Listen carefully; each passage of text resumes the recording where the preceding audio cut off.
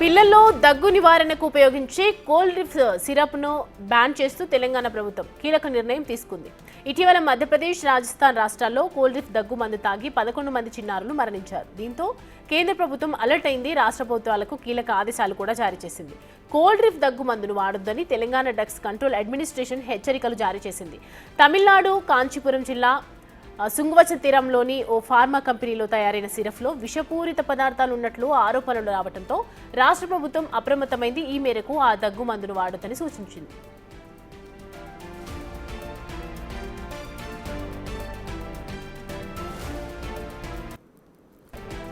Right, ఈ అంశానికి సంబంధించి పూర్తి డీటెయిల్స్ అందించడానికి మా ప్రతినిధి సురేష్ జాయిన్ అవుతున్నారు.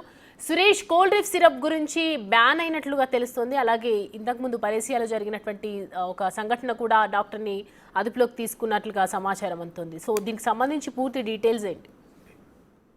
రాజస్థాన్, మధ్యప్రదేశ్ లో కోల్డ్ కి సంబంధించిన సిరప్ తాగి 11 మంది పిల్లలు చనిపోయినట్టు నిర్ధారణ కావడంతో ఇతర రాష్ట్రాలను కూడా కేంద్ర డ్రగ్ కంట్రోల్ అధికారులు అలర్ట్ చేయడం జరిగింది.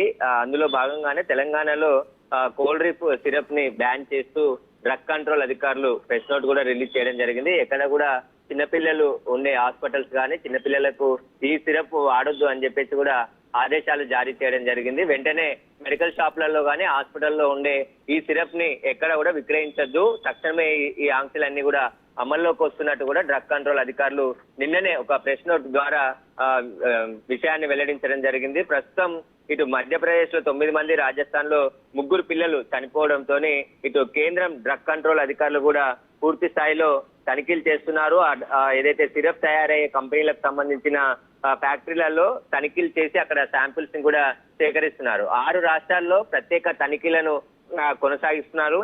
దగ్గు మందుకు సంబంధించి తయారయ్యే పరిశ్రమలు ఏవైతే ఉన్నాయో 19 రకాల ఔషధాలకు సంబంధించి ఆ ఫ్యాక్టరీలలో నిన్నటి నుంచి కూడా డ్రగ్ కంట్రోల్ అధికారులు తనిఖీలు చేస్తున్నారు. కొన్ని కంపెనీలలో తయారీకి సంబంధించి నాణ్యత కానీ ఎలాంటి ఫార్ములా వాడుతున్నారు వాటికి సంబంధించిన పూర్తి వివరాలు కూడా ఆరా తీస్తున్నారు. అందులో భాగంగానే ముందు జాగ్రత్తలో భాగంగా చర్యంగా తెలంగాణ ప్రభుత్వం కూడా కీలక నిర్ణయం తీసుకొని ఈ 2 సిరప్లను కూడా తెలంగాణలో బ్యాన్ చేయడం జరిగింది.